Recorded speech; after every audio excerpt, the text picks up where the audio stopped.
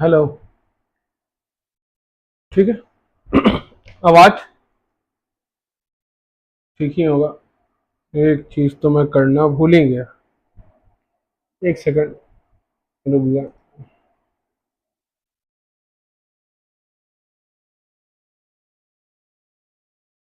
एक second.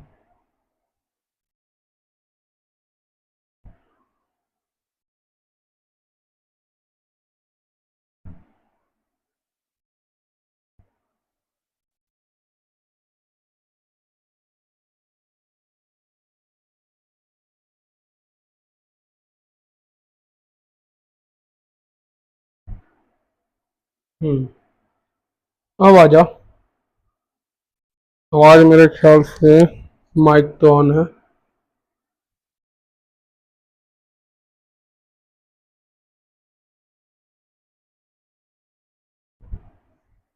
Question number 25 तक हमने किया था और मैंने कहा था हम लोग फ्यूचर कॉन्ट्रैक्ट के बारे में कुछ क्वेश्चंस और देखेंगे। ठीक है। लेकिन जहां तक मैंने देखा आज तक के एग्जाम में इसी पैटर्न पे क्वेश्चन आया है एक्सपोर्ट बिजनेस हाउस के लिए। पर एक इंपोर्ट का क्वेश्चन भी हम लोग देख लेते हैं। समझ गए। तो आओ हम लोग इंपोर्ट का क्वेश्चन देखते हैं।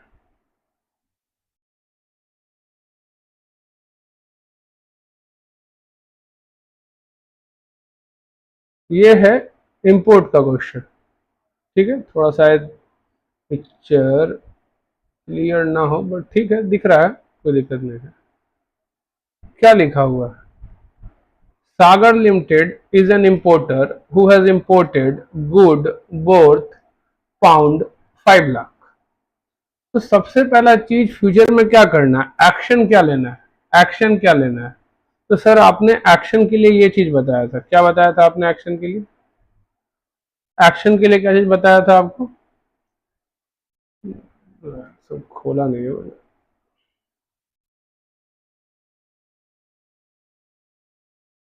सर एक्शन के लिए आपने कहा था जैसे हमारे केस में सर अभी पाउंड 5 लाख क्योंकि हम इंपोर्टर हैं पे करना है।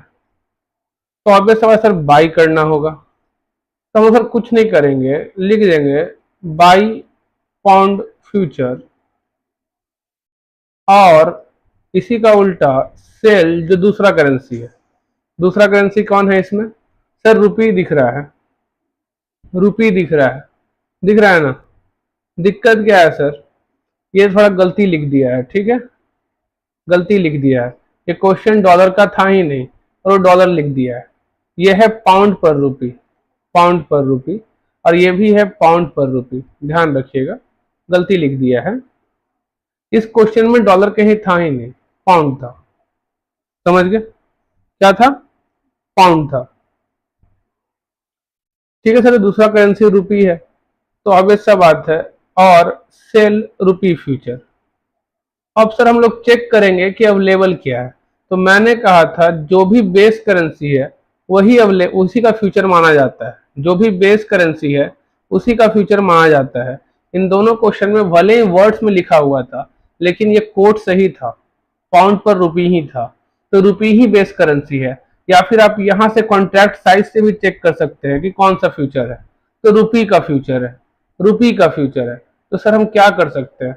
Cell rupee future. तो हम क्या लिख देंगे sir? Since pound future are not available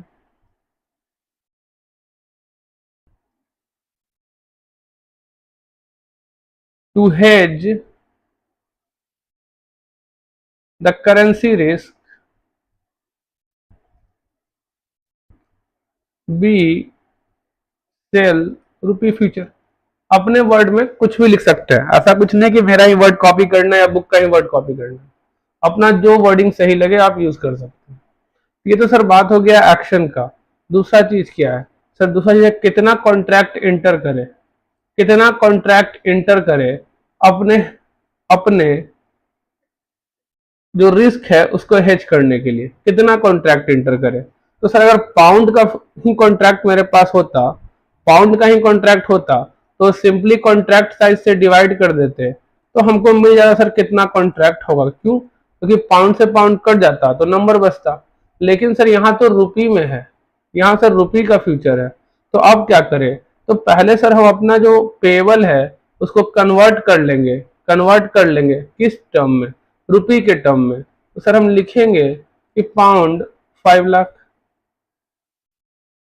क्या समझे, पाउंड 5 लाख। अब इसको कन्वर्ट करना है, काची में कन्वर्ट करना है सर, इसको रुपी में कन्वर्ट करना है।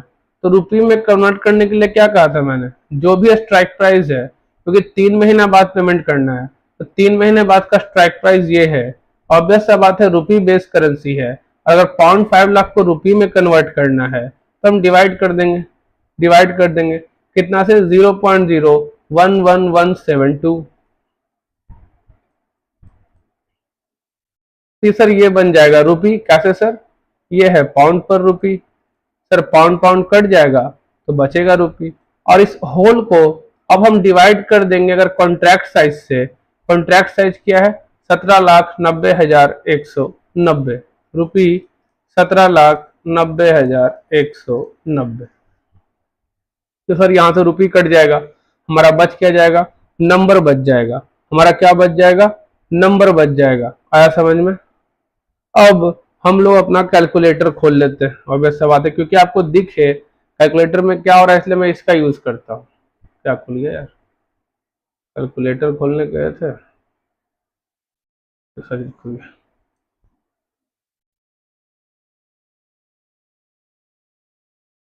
इसको आज यहाँ पिन ही कर दिया जाए, बार बार दिक्कत होने से तो अच्छा है पिन टू टास्क। ठीक, अपना कैलकुलेटर खोल लेते हैं। तो sir 5 lakh divide by 0.01117 equals to this much rupee आ गया, डिवाइड बाई 17,90,190। तो सर 24.99 मतलब 25 कॉन्ट्रैक्ट इंटर करना पड़ेगा इंपोर्टर को, काची का, सेल रुपी फ्यूचर का, सेल रुपी फ्यूचर का। अब सर एक कॉन्ट्रैक्ट इंटर करने के लिए कुछ ना कुछ मार्जिन रखा गया, क्यों, क्योंकि सर फ्यूचर मार्केट में क्या होता है, सिर्फ गेन और लॉस होता है, और बाकी जो मेरा सर बाई करना है हमको 5 लाख पाउंड, वो तो हम जाके सर अपना स्पॉट मार्केट में ही करेंगे, जो भी रेट होगा उस दिन 3 महीने बाद, जो भी रेट होगा 3 महीने बाद उसी रेट पे जाके बाई करेंगे। ठीक है, इस क्वेश्चन में बाई करना है, एक्सपोर्टर वाले केस में सेल किया था हमने। तो सर इसीलिए आज वो कुछ कहेगा, कुछ पैसा जमा कर दो, कुछ जमा करो, तब तो ये हो कि लॉस होगा तो हम उससे काट लेंगे, गेन होगा तुमको दे देंगे प्लस करके। हम तो कहीं नहीं भाग रहे ना, मेरे पास बड़ा मार्केट है, हम कहाँ भागेंगे, सालों से धंधा चल रहा है हमारा फ्यूचर मार्केट का। किसका, ऑब्वियस सा बात है एक्सचेंज का, जो हमारा फॉरेन एक्सचेंज सब है उनका, एनएससी बीएससी, वहां भी फॉरेन ट्रेड होता है ना, फॉरेक्स का ट्रेड होता है ना वहां पे, फॉरेक्स का ट्रेड वहां भी होता है ना। ये लोग कहाँ भागेगा, नहीं भागेगा, लेकिन तुमसे जो डर है ना तुम भाग सकते हो। बोलता है सर अगर ऐसा ना करना तो ऑप्शन मार्केट में जाओ ना, जहां पे होता है गेन होगा तो आओगे, लॉस होगा तो भाग जाओगे, वहां जाओ। यहाँ पर तो हमको शक है ना, यहाँ तो हमको देना है, गेन होने पे तुमको देना है, लॉस होने पे तुमसे वसूलना है। अब लॉस और गेन कब ऐड और लेस होगा, ये डिपेंड करता है क्वेश्चन इनफ्लो का है कि आउटफ्लो का। अगर क्वेश्चन इनफ्लो का है, कहने का मतलब क्वेश्चन किसका है, एक्सपोर्टर का, उसको रिसीव होने वाला है कोई चीज, तो ऑब्वियस सी बात है गेन क्या होगा, प्लस होगा, लॉस क्या होगा, माइनस होगा, इंटरेस्ट कॉस्ट क्या होगा, माइनस होगा, इंटरेस्ट कॉस्ट जो मार्जिन पे लगने वाला है।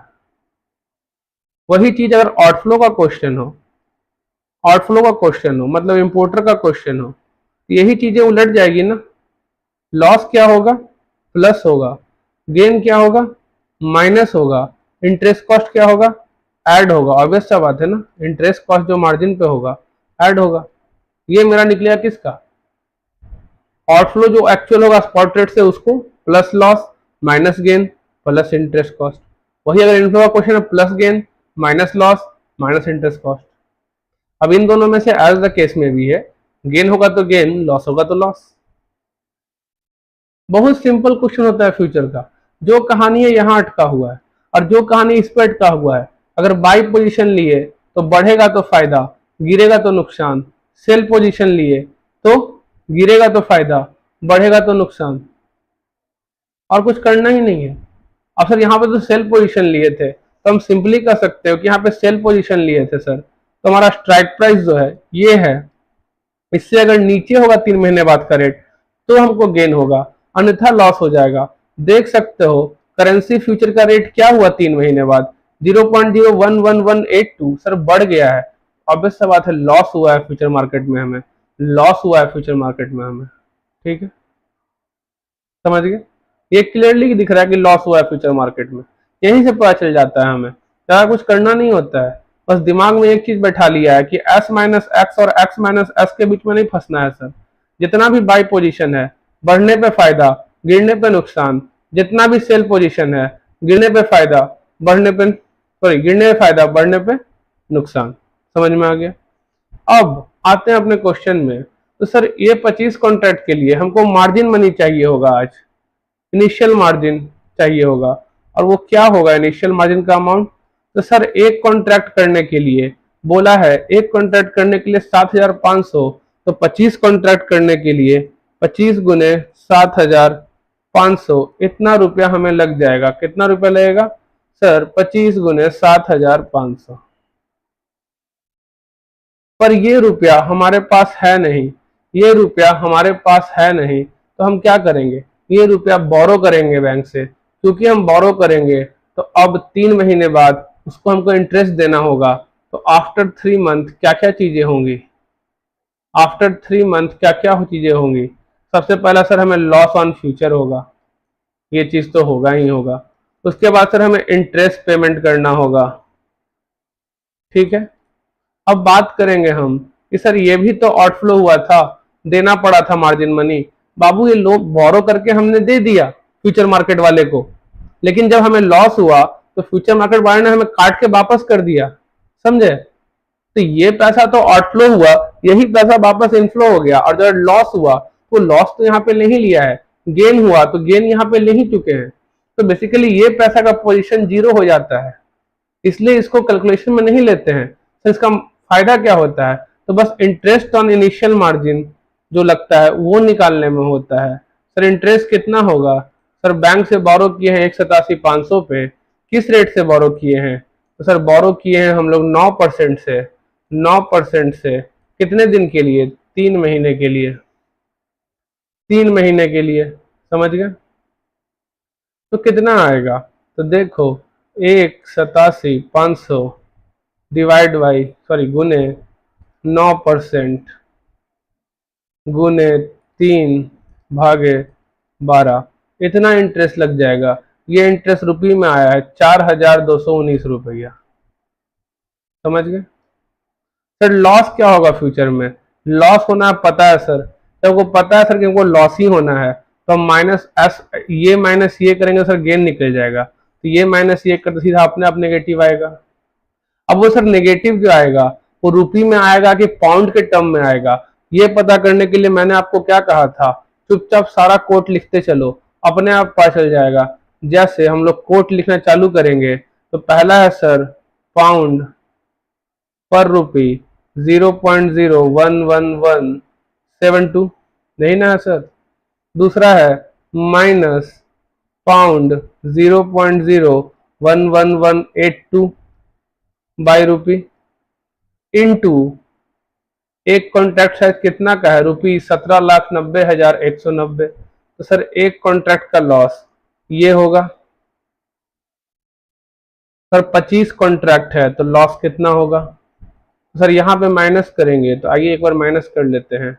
0.0111172 माइनस 0.01182 इक्वल्स टू 0.01111 क्या आया, माइनस 0.0001234 के बाद 1।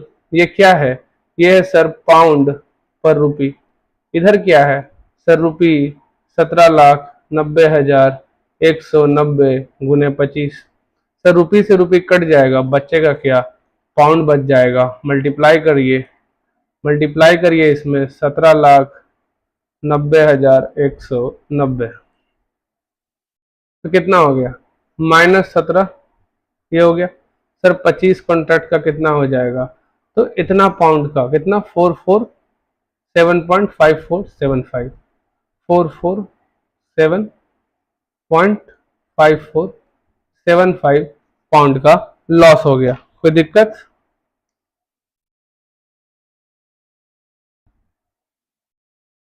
कोई दिक्कत? सिर्फ लॉस हुआ है तो ऑब्वियस सा बात है लॉस बाय करना होगा। गेन क्या करते थे, गेन को सेल करते थे, लॉस को बाय करेंगे तब ना पे करेंगे। ये लॉस हमको पे करना होगा ना। इसको रुपी टर्म में निकालना चाहे तो आज का स्पॉट रेट क्या है उसका इस्तेमाल करेंगे। सर 3 महीने बाद का स्पॉट रेट ये दिया हुआ है, तो इसका मतलब जो मेरा लॉस है रुपी के टर्म में, अगर गेन होता तो भी रुपी के टर्म में निकालते। दिक्कत कब होगा सर, यहीं पे अगर बी डास्क दे दे, यहीं पे अगर एग्जाम आपको कंफ्यूज करना चाहे बी डास्क दे दे, यहाँ पे बी डास्क दे दे, यहाँ पे बी डास्क दे दे, तो आप क्या करिएगा, सवाल आता है कैसे सॉल्व करिएगा बताइए। यहाँ पे तो बिड भी यही है, आस्क भी यही है, पर आपको ऐसा दे दे एग्जाम बी डास्क बी डास्क बी डास्क सब जा करके, तो क्या करिएगा बताइए।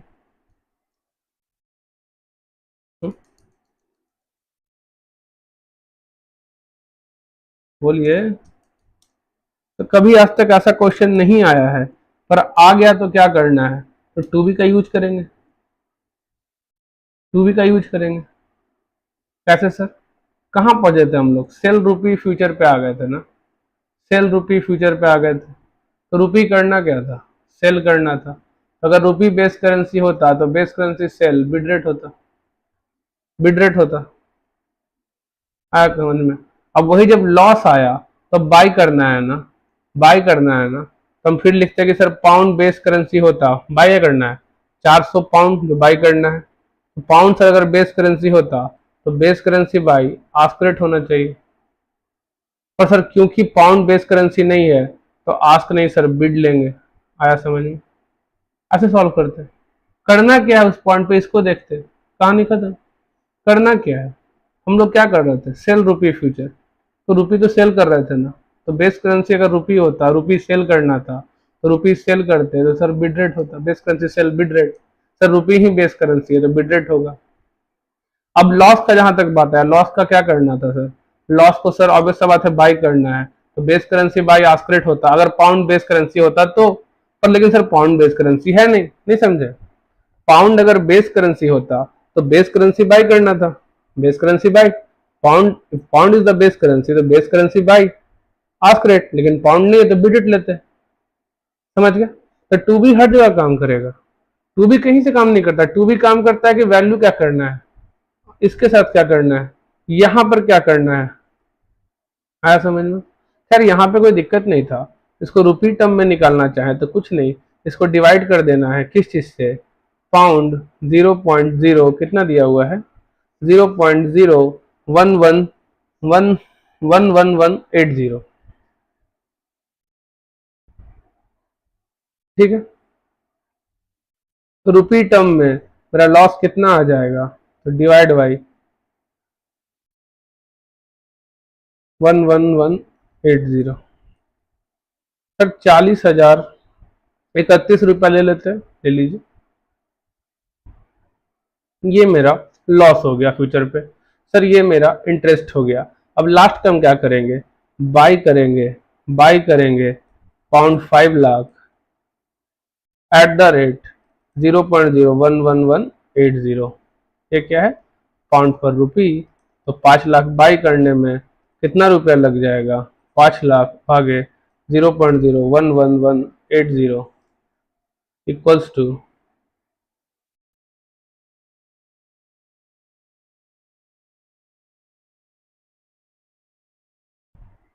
ये हो गया 44 लाख, सॉरी 4,47,22,719, 4,47,22,419। तो सर रुपी 4,47,22,400, सॉरी 4,47,22,719, 719।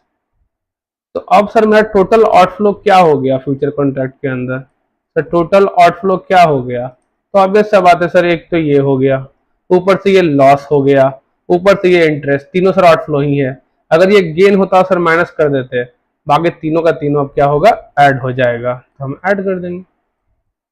कोई हार्ड क्वेश्चन नहीं होता फ्यूचर का। एक बार कहानी दिमाग में बैठ गया ना, एक बार अगर कहानी दिमाग में बैठ गया ना, कोई हार्ड नहीं है।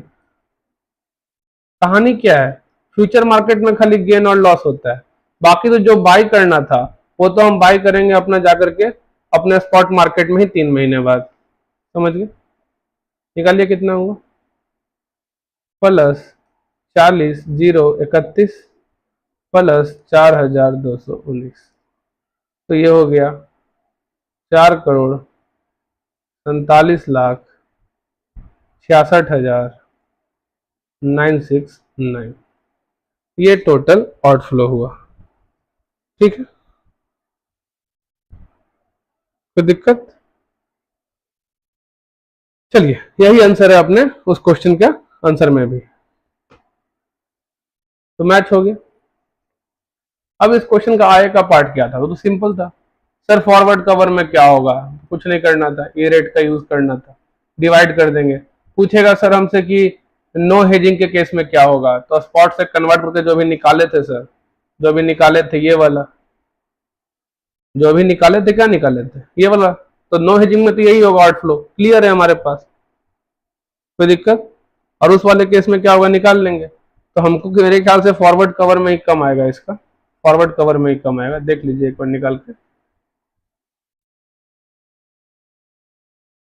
5 लाख डिवाइड बाई 0.011150, तो ये सर 4,48,00,000 आ रहा है। तो बढ़िया क्या रहेगा, फॉरवर्ड कवर 4,48,00,000, 4,48,00,000 फॉरवर्ड कवर में, नो हेजिंग में 4,47,00,000 और इसमें 4,47,00,000, तो सॉरी फॉरवर्ड कवर तो ज्यादा हो गया ना, 4,48,00,000 हो गया, क्या हो गया, 4,48,00,000। तो बढ़िया कौन रहेगा, बढ़िया रहेगा नो हेजिंग वाला, समझ गए? ताकि इसमें ज्यादा ही होना है, इसमें ये दो अमाउंट तो ऐड होगा, ज्यादा ही हो जाएगा, तो फ्यूचर तो बेकार है। यहाँ अगर गेन हुआ होता तो हो सकता है फ्यूचर और नो हेजिंग में झगड़ा हो सकता था, ठीक है, फ्यूचर और नो हेजिंग में झगड़ा हो सकता था, कब, अगर ये गेन होता तो, लेकिन ये गेन तो है नहीं, तो कुछ नहीं होता सर, काफी इजी क्वेश्चन है। करना क्या है, कुछ नहीं, क्वेश्चन इनफ्लो है का है कि आउटफ्लो का है, सबसे पहला चीज क्वेश्चन इनफ्लो का है कि आउटफ्लो का है। अगर क्वेश्चन इनफ्लो का है तो कहने का मतलब क्वेश्चन एक्सपोर्टर का है, और क्वेश्चन आउटफ्लो का है, क्वेश्चन इंपोर्टर का है, अगर रटना चाहते हो तो। अगर क्वेश्चन सर एक्सपोर्टर का है या क्वेश्चन सर इंपोर्टर का है, अगर फ्यूचर कॉन्ट्रैक्ट करता है तो ऑब्वियस सा बात है, इनफ्लो का क्वेश्चन है ना सर, तो वो सेल ही करेगा अगर बेस करेंसी का फ्यूचर है, बेस करेंसी का फ्यूचर जो है, सॉरी इनफ्लो का जो करेंसी है उसका फ्यूचर है, इनफ्लो करेंसी का ही फ्यूचर है, ठीक है, सेल करेगा। अगर इनफ्लो करेंसी का नहीं है तो क्या कर देगा, बाई कर लेगा, बाई कर लेगा। वैसे ही यहाँ पे बाई करेगा अगर आउटफ्लो करेंसी ही का ही फ्यूचर है, ठीक है, आउटफ्लो करेंसी का ही फ्यूचर है, अन्यथा क्या कर लेगा, वो सेल कर देगा, दूसरा करेंसी वाला रहेगा तो। अब क्या करेगा, कुछ नहीं, एक चीज निकालेगा गेन लॉस, दूसरा निकालेगा इंटरेस्ट ऑन मार्जिन, और उसके बाद तो स्पॉट कन्वर्जन, बस वही चीज यहां भी करेगा, gain loss interest spot conversion, वही चीज है, बस फर्क क्या होगा, अगर क्वेश्चन इनफ्लो का है, इनफ्लो का है, सॉरी इन राइटिंग बहुत खराब है मेरी, बहुत ज्यादा ही खराब है, खैर अगर क्वेश्चन इनफ्लो का है तो वो क्या करेगा, तो सर जो उसको तो स्पॉट कन्वर्जन करना ही करना है, तो सर स्पॉट कन्वर्जन करेगा, उसमें सर गेन ऐड करेगा, लॉस माइनस करेगा, और इंटरेस्ट कॉस्ट को माइनस करेगा। वही अगर आउटफ्लो का है तो कुछ नहीं सर, स्पॉट कन्वर्जन तो करेगा ही करेगा, लेकिन सर अब गेन माइनस करेगा, लॉस प्लस करेगा और इंटरेस्ट कॉस्ट को भी प्लस करेगा। बस हो गया, फ्यूचर बन गया। तो सर गेन लॉस क्या, जो झगड़ा इसी गेन लॉस में है कि वो जो गेन लॉस है वो किस करेंसी में आएगा और कैसे कन्वर्ट होगा। तो कुछ नहीं करना है आपको, सिंपली पता है जितना बाई पोजीशन है वो अप जाने पे फायदा, डाउन जाने पे नुकसान। जितना भी सेल पोजीशन है वो डाउन जाने पे फायदा, अप जाने पे नुकसान। बस यही याद रखना है। और उसके बाद कन्वर्ट कैसे होगा, देखिए अगर गेन हुआ है इंसान को तो इंसान गेन क्या करता है, सेल करता है। समझ गए, गेन को सेल करेगा। अगर लॉस हुआ है इंसान को, लॉस हुआ है इंसान को तो लॉस को क्या करेगा, बाई करेगा। फिर लॉस पे करना तो बाई करके पे करेगा। ठीक है, अब यहां पे सेल और बाई पता चल गया। ये किस लिए सर, अगर बिड आस्क दिया हुआ है तब, अगर बिड आस्क नहीं दिया हुआ है तो कोई मतलब ये नहीं है कि लॉस सेल करेगा कि बाई करेगा। ठीक है, अगर बिड आस्क दिया हुआ है तो इसका काम पड़ेगा। तो गेन किस करेंसी में आया है, अगर वही करेंसी बेस करेंसी होता, वही करेंसी बेस करेंसी होता तो base currency sell bid rate नहीं है तो उल्टा होकर आस्क हो जाएगा। और वही वही अगर बेस करेंसी होता है लॉस आया है तो base currency by, base currency buy, ask rate नहीं है आस्क तो बिड हो जाता, मतलब वही बेस करेंसी नहीं है तो बिड हो जाता। बस यही फर्क पड़ता है। ये तो तब फायदा देता है ना, गेन है तो सेल करेंगे, लॉस है तो बाई करेंगे, तब देता है जब बिड आस्क का झगड़ा हो। और बिड आस्क का झगड़ा तो कुछ नहीं करना है। सर ये गेन किस करेंसी में आएगा तो आपको बता दिया, अगर आप पुट करके निकालिएगा, चार्ज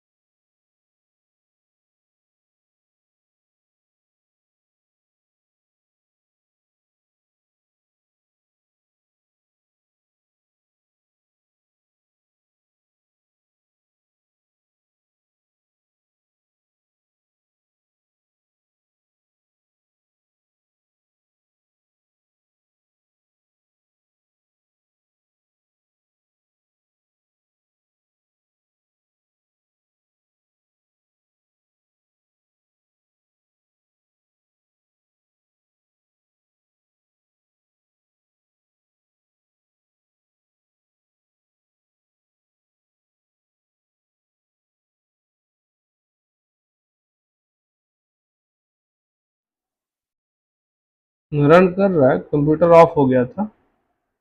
ठीक है, समझ गया। फ्यूचर में क्या क्या चीज याद रखना है, समझ में आ गया। लाइव है कि नहीं, एक सेकंड रुक जाइएगा, देख लेते हैं लाइव है कि, लाइव हट नहीं ना गया।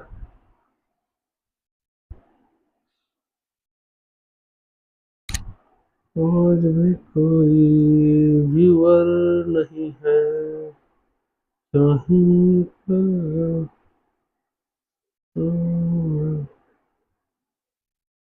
पता नहीं कभी हमारा भी चैनल चलेगा कि नहीं। पढ़ाते रहो बालक, कभी ना कभी तो कुछ ना कुछ।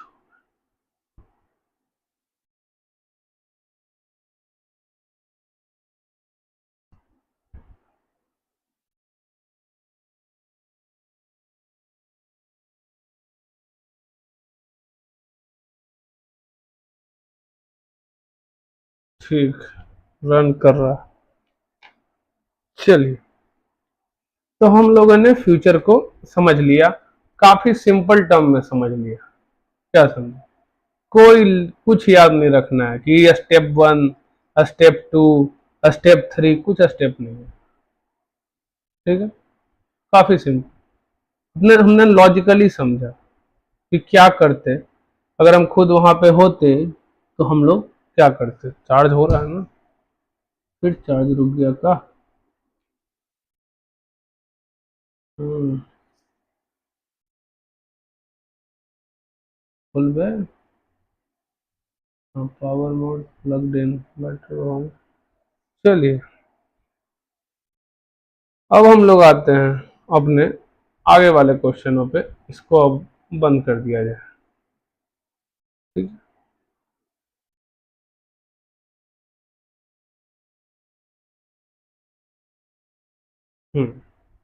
Question number 26। Sir question number 26 क्या कह रहा है?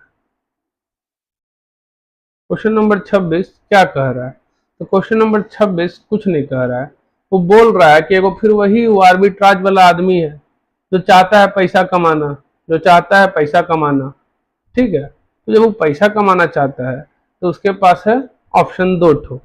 एगो क्या है कि बोरो कर ले इंडिया में, बोरो कर ले इंडिया में, इन्वेस्ट कर दे यूएसए में। अब फिर बाद में जब यूएसए से पैसा मिलेगा, पैसा वापस मिलेगा तो रुपया पे कर दे। या फिर बोरो कर ले डॉलर में और फिर कन्वर्ट करके इन्वेस्ट कर दे रुपया में, और जब रुपया वापस मिलेगा तो फिर डॉलर खरीद के अपना लोन चुका दे। नहीं समझे? और समझो इस चीज को। पर इससे पहले एक चीज और, हम लोग अपना आंसर खोल लेते हैं। नहीं फिर समझ में आ रहा होगा ही मेरे ख्याल से। काफी काम देगा तुम लोग को ये सब, लेकिन ध्यान दे के करना। देखो मैं चाहूं तो 300 200 क्वेश्चन बैठ के आराम से धीरे धीरे बनवा सकता हूं, लेकिन क्या उससे तुम्हारा कॉन्सेप्ट क्लियर हो जाएगा? नहीं। क्या तुम रट लोगे? हाँ, रट लोगे। पर क्या रियल लाइफ में कभी यूज कर पाओगे? नहीं यूज कर पाओगे। तो अच्छा है कि कॉन्सेप्ट को समझो, क्वेश्चन खुद ही सॉल्व करो। कैसे सॉल्व करो? खुद ही सॉल्व करो। जब खुद से सॉल्व करोगे ना, तभी क्लैरिटी आएगा दिमाग में। मैं चाहे कितना भी क्वेश्चन सॉल्व करा दूं, आपके ब्रेन में क्लैरिटी नहीं आने वाला। आप रट रहे हो उन चीजों को। तो सबसे बढ़िया क्या है सर? हम लोग सर समझे कॉन्सेप्ट को और फिर क्वेश्चन खुद ही बनाए। ठीक है। अब देखो इस क्वेश्चन में ये ऐसे सॉल्व किया है। ठीक है। अब ये बहुत वाहियात तरीका है सॉल्व करने का, हम इसको यूज नहीं करेंगे। नहीं करेंगे। तो सर किस चीज को यूज करेंगे? हम यूज करेंगे आईआरपी थ्योरम को इस केस में। हम यूज करेंगे आईआरपी थ्योरम को इस केस में। सर आईआरपी थ्योरम से कैसे सॉल्व होगा ये? तो आइए उसी चीज को समझना है। पहले तो इस क्वेश्चन के कहानी को समझ ले, ये क्वेश्चन कहानी क्या कह रहा है। तो ये क्वेश्चन कह रहा है एक आर्बिट्रूगर है, वो चाहता है एडवांटेज लेना। कैसे? या तो वो बोरो करे 40 लाख, या तो बोरो करे $83.12। सर $83.12 कैसे आया? तो आज का स्पॉट रेट क्या है? तो भैया आज का स्पॉट रेट है 48.0123, दिख रहा है। तो अगर सर 40 लाख को हम कन्वर्ट करना चाहे डॉलर में, कि डॉलर बेस करेंसी तो है नहीं सर, कि वही है, डॉलर बेस करेंसी है, और ये तो सर रुपये में है, तो डिवाइड होगा। बाबू डिवाइड कर देते हैं 48.8190 से, तो देखो कितना आता है। सॉरी, 48.0123 से, गलती हो गया, क्लियर करिए। 40 लाख डिवाइड बाई 48.0123 से 83,311, राउंडिंग करेंगे 83,312। आया समझ में? ये अमाउंट कहाँ से आया है? समझ गए? उसका कहना है या तो वो 40 लाख रुपया बोरो कर ले, या तो वो डॉलर बोरो कर ले। सर करेगा क्या वो ऐसा करके? वो गेन कमाना चाह रहा है बिना अपना कुछ पैसा लगाए।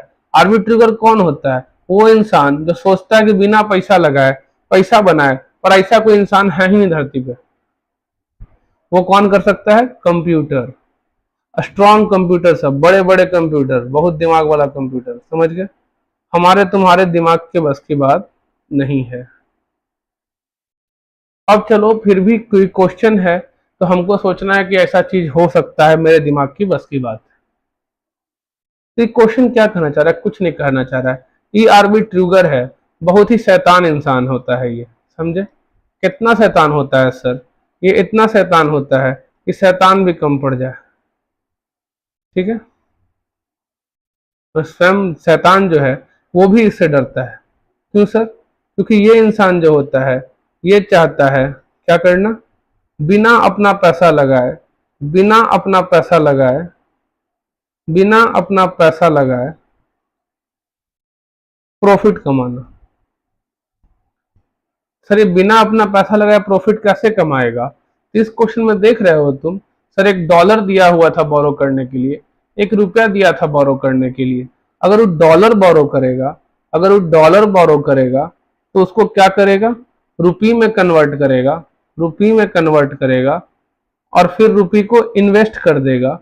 जब रुपी को इन्वेस्ट कर देगा सर्टेन पीरियड के लिए, उस पीरियड के बाद जब रुपी उसको वापस मिलेगा, जब रुपी उसको वापस मिलेगा इन्वेस्टमेंट होने के बाद, तो उस रुपी को इस्तेमाल करेगा डॉलर वापस बाई करने के लिए, वापस डॉलर बाई करने के लिए, और डॉलर प्लस इंटरेस्ट जो भी है उससे इसका पेमेंट कर देगा, और इस पेमेंट करने के बाद भी उसके पास कुछ डॉलर बच जाएगा। या फिर इसका उल्टा भी चल सकता है कि डॉलर नहीं, रुपी बोरो करे, रुपी बोरो करके कन्वर्ट करे डॉलर में, और फिर डॉलर को इन्वेस्ट कर दे, और फिर बाद में जब डॉलर प्लस इंटरेस्ट मिलेगा तो उसका इस्तेमाल करे कन्वर्ट करके वापस रुपी का पेमेंट करने में। तो फिर उसका इसमें जो रुपया बच जाएगा वो उसका आर्बिट्राज गेन होगा। और मैंने आपको बताया था या तो ये वाली क्रोनोलॉजी या तो ये वाली क्रोनोलॉजी, दोनों में से एक ही क्रोनोलॉजी गेन दे सकती है, दोनों नहीं दे सकती है। ठीक है, तो अपना सर पहले वाले आर्बिट्राज में तो कोई दिक्कत नहीं था, उसमें सर सिंपली हम लोग निकाल लेते थे कि ये मल्टीप्लाई, ये डिवाइड। तो भैया इस वाले में 0 से ऊपर आया, मैंने 1 पॉइंट समथिंग आया या 2 पॉइंट समथिंग आया, कुछ भी आया, यहाँ 0 नहीं आया, तो उस वाले केस में वो वाला हम लोग यूज करते थे, वहां तो कोई दिक्कत नहीं था। पर यहाँ बोरोइंग वाला आर्बिट्राज है, वहां पे बोरोइंग वाला आर्बिट्राज नहीं था, वहां पे सेल बाय आर्बिट्राज था। कुछ सेल करेगा, कुछ बाय करेगा, कुछ सेल करेगा, कुछ बाय करेगा, वो वाला आर्बिट्राज था। यहाँ पे कुछ बोरो करेगा, इन्वेस्ट करेगा, तो यह है बोरो इन्वेस्ट आर्बिट्राज। समझ गए? वो क्या था? Sell buy arbitrage. Sir borrow invest arbitrage कैसे काम करता है? तो उसका प्रक्रिया भी ऐसी है, इसमें 2 वे ही होता है, 2 ही वे है। जैसे इसमें 2 वे था, या तो अप या तो डाउन क्रोनोलॉजी, इसमें भी 2 ही वे है, या तो डॉलर बोरो, रुपी इन्वेस्ट, फिर रुपी से पैसा मिलेगा, डॉलर का पेमेंट, या तो रुपी बोरो, कन्वर्ट, इन्वेस्ट इन डॉलर, फिर डॉलर से रुपया मिलेगा, इन्वेस्टमेंट वापस मिलेगा, फिर पे कन्वर्ट एंड देन अगेन पे रुपी। ठीक है, समझ गए चक्र? ये जो आर्बिट्रेगर नाम का शैतान इंसान है, वो कैसे निकाले कि कौन सा क्रोनोलॉजी सही है, कौन सा क्रोनोलॉजी सही है, डॉलर वाला कि रुपी बोरो वाला, कौन सा क्रोनोलॉजी सही है? तो उसके लिए यूज करेगा वो आर्बिट्राज का। Sir arbitrage, sorry, IRP theorem का। सर अपने बुक में तो आईआरपी थ्योरम का यूज नहीं किया है, और वो कंफ्यूजिंग है ना, नहीं यूज किया है तो कंफ्यूजिंग है ना, उससे भी समझ सकते हैं। पर क्यों दिमाग को कंफ्यूज करना? हम सिंपल चीजों को सिंपल तरीके से क्यों ना सॉल्व करें, जब नंबर उसको सिंपल तरीके से भी सॉल्व करने का मिल सकता है। तो आइए वो सिंपल तरीका समझते हैं, आईआरपी का कैसे यूज करेगा। जब क्वेश्चन को ध्यान से देखिएगा तो एक फॉरवर्ड रेट दिया हुआ है, एक स्पॉट रेट दिया हुआ है, और इंटरेस्ट रेट दिया हुआ है। इनमें से किसी भी इंटरेस्ट को हम x मान लेंगे, x मान लेंगे। अगर किसी एक को x मान ले तो सर हमको निकल जाएगा क्या? इम्प्लाइड इंटरेस्ट रेट निकल जाएगा। इम्प्लाइड इंटरेस्ट रेट, जैसे इम्प्लाइड फॉरवर्ड रेट होता है।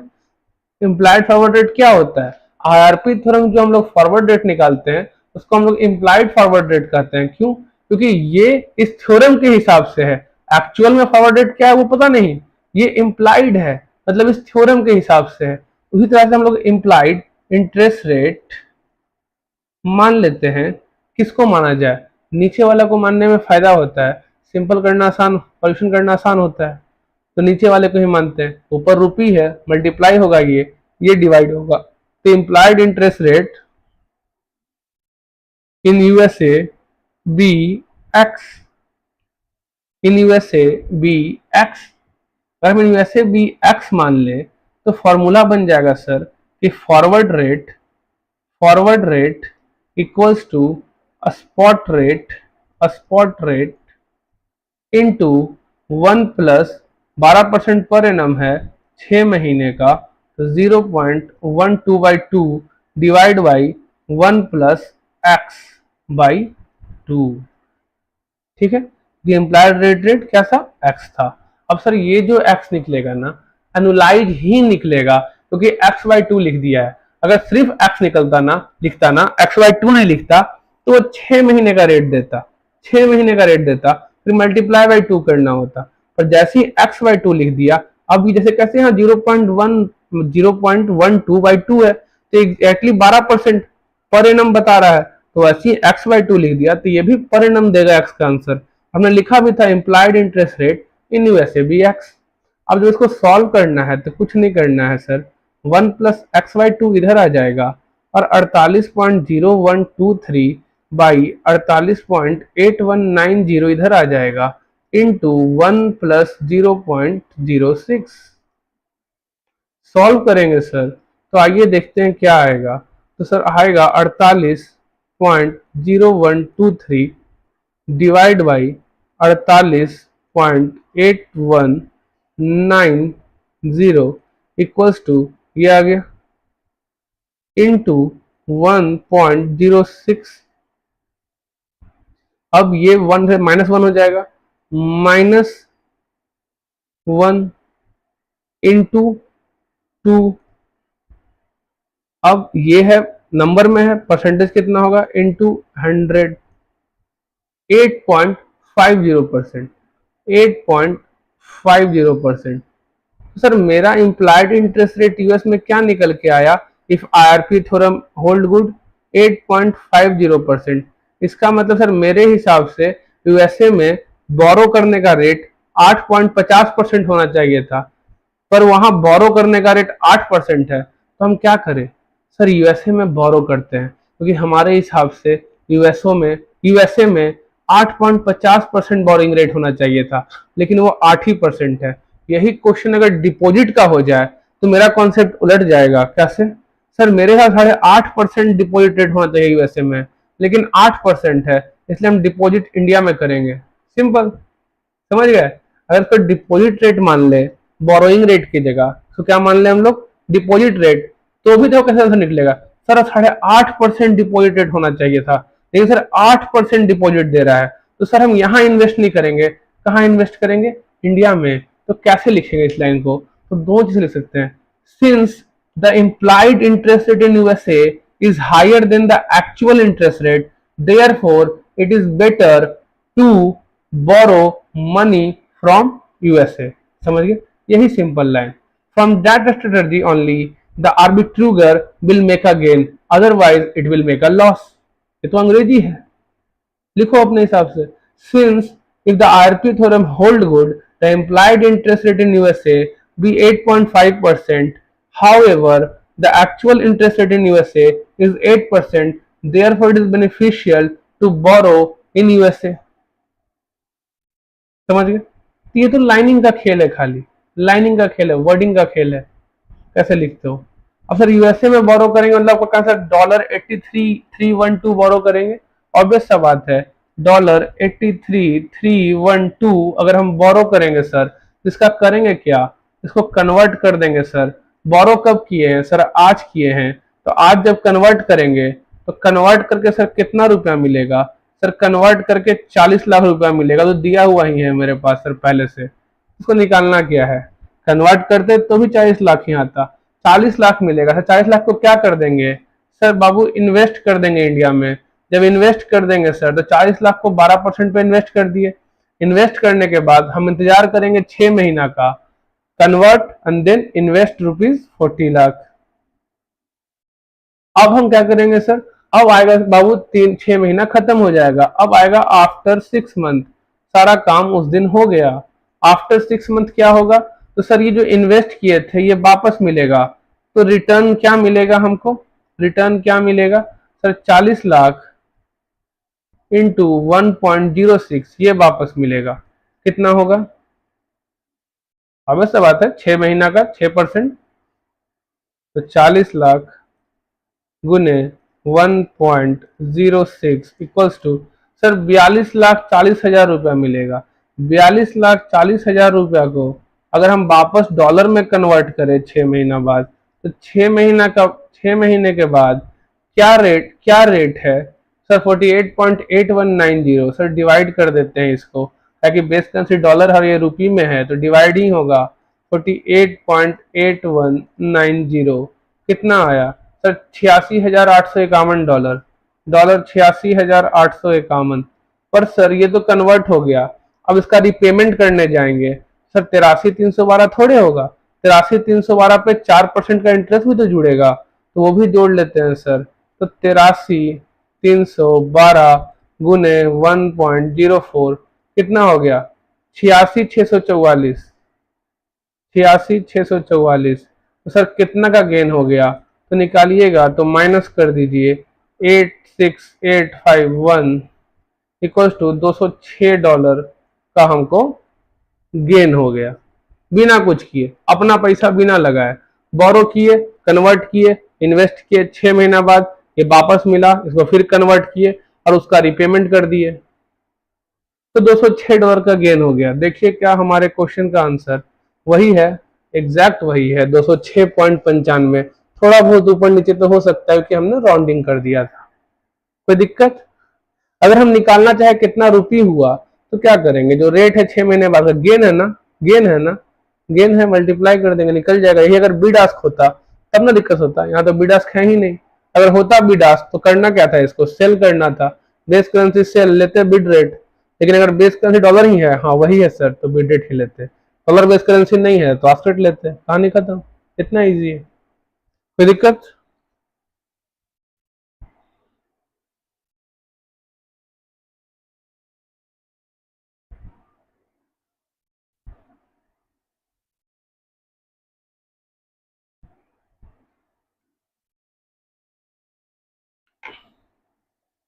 समझ में आ गया कितना इजी है। तो अब क्या करिएगा आप लोग 27 सॉल्व करिएगा। 27 में कुछ नहीं है, वही से ही इम्प्लाइड रेट निकाल लीजिएगा। कहाँ इन्वेस्ट करना पता है, बस यहाँ अमाउंट नहीं दिया है, तो आप या तो डीएम 100 मान लीजिएगा या कैनेडियन डॉलर 100 मान के सॉल्व कर लीजिएगा, कोई दिक्कत नहीं है, या 1000 या 10,000 किसी में से किसी को मान के सॉल्व कर सकते हैं। दिक्कत क्या है कि जहां भी बोरो करिएगा ना, ध्यान रखना पड़ेगा इस रेट से। जैसे यहाँ कैसे था, अगर 40 लाख बोरो किया, इस रेट से कन्वर्ट करके डॉलर का अमाउंट बताया ना, तो अगर आप डीएम 1000 लेते हैं तो उसको कन्वर्ट कर लीजिएगा इस रेट से और पता कर लीजिएगा कि कैनेडियन डॉलर कितना हो जाएगा। नहीं समझे, अगर बोरो करने या किसी में आया तो हम लोग उसमें बोरो करेंगे। सॉल्व कर दिया जाए इस क्वेश्चन को आपके लिए, एक बार आपको आपके लिए इस क्वेश्चन को हम लोग सॉल्व ही कर लेते हैं, ठीक है, इसको सॉल्व कर लेते हैं। 28 को देखिए, 28 आपका मनी मार्केट हेज है शायद मेरे ख्याल से, हाँ ये आपका मनी मार्केट हेज है, ठीक है, समझ गए। फिर ये मनी मार्केट हेज है कैसे पता चला, आप ध्यान दीजिए, आपको रेट दे दिया, आपको क्या सेल करना है वो दे दिया, स्पॉट रेट दे दिया, पेमेंट 3 महीना बाद दे दिया। यहाँ कहीं भी आर्बिट्राज करने कहा आपको, नहीं कहा ना आर्बिट्राज करने। ये डाटा जब भी ऐसे देता है ना सर, ये आर्बिट्राज जैसा डाटा दिख रहा है, लेकिन दिख आर्बिट्राज जैसा रहा है, पर ये आर्बिट्राज नहीं है, पर ये आर्बिट्राज नहीं है, ध्यान रखना। क्यों सर आर्बिट्राज नहीं है, सिंपली समझना, आर्बिट्राज में अपना कुछ नहीं था, बोरो किया सेल किया सब दूसरा का चीज था, अपना सामान कुछ नहीं था, यहाँ अपना रिसीवेबल है। इससे फर्क पता चलता है कि ये मनी मार्केट हेज है। सर ये मनी मार्केट हेज क्या होता है, इसको आज हम लोग ये तो जानेंगे ही, ये कॉन्सेप्ट खत्म हो उसके बाद ही आज बंद होगा लेक्चर आपका। 28 29 भी आपका मनी मार्केट हेज है और 30 31 यहाँ तक हम लोग आज कोशिश करेंगे कि कर लिया जाए, ताकि आप लोगों को थोड़ा चैन हो कि आपका दो तीन तीन हेजिंग कॉन्सेप्ट खत्म हो जाएगा। उसके साथ फॉरवर्ड खत्म हो गया, इसमें एक चीज बाकी है कैंसिलेशन, वो जानेंगे हम लोग। फ्यूचर तो सर पूरा क्लियर हो गया हमारा, समझ गए। कॉन्ट्रैक्ट साइज निकालना कैसे है, अगर उसी का मिल जाता फ्यूचर जिसका पहला ऑप्शन था, सेल डॉलर फ्यूचर जो भी मिल जाता, तो सिंपल डिवाइड कन्वर्ट करने की जरूरत ही नहीं था कॉन्ट्रैक्ट साइज निकालने में। बस कॉन्ट्रैक्ट साइज में ही दिक्कत है, गेन लॉस तो वही कॉन्सेप्ट है कि बाई है तो ऊपर गया तो, सेल है तो डाउन गया तो, कहानी खत्म। और सर हमारा मनी मार्केट हेज भी एक तरह से आज कॉन्सेप्ट क्लियर हो जाएगा। तो आपका 3 तो कवर हो गया, बचा क्या है, खाली एक ऑप्शन, वो भी आपको इस तरह से समझाऊंगा ना कि बोलिएगा सर ये तो फ्यूचर से भी इजी है, ठीक है। अब मनी मार्केट है तो खैर काफी इजी है, कुछ करना ही नहीं होता है।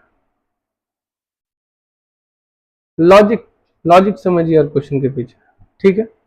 अब बार बार प्रैक्टिस करते रहिए। क्या करते रहिए? प्रैक्टिस करते रहिए।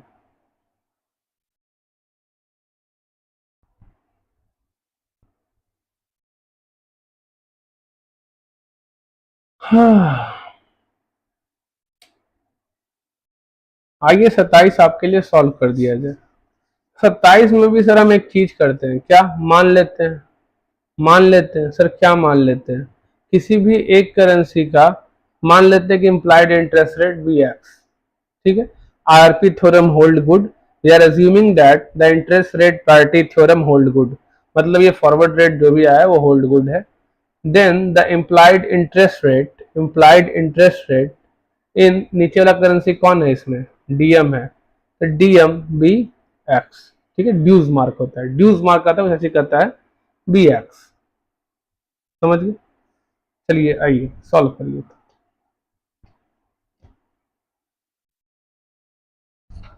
चल रहा है ना?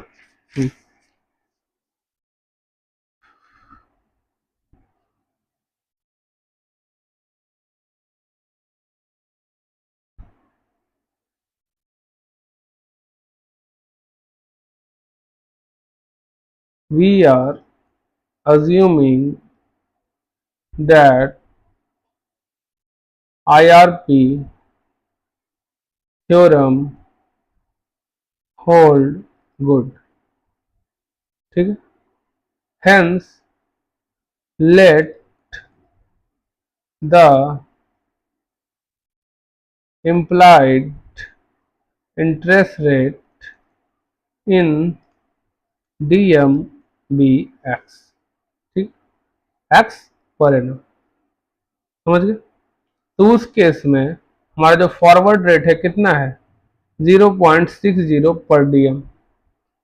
तो कैनेडियन डॉलर 0.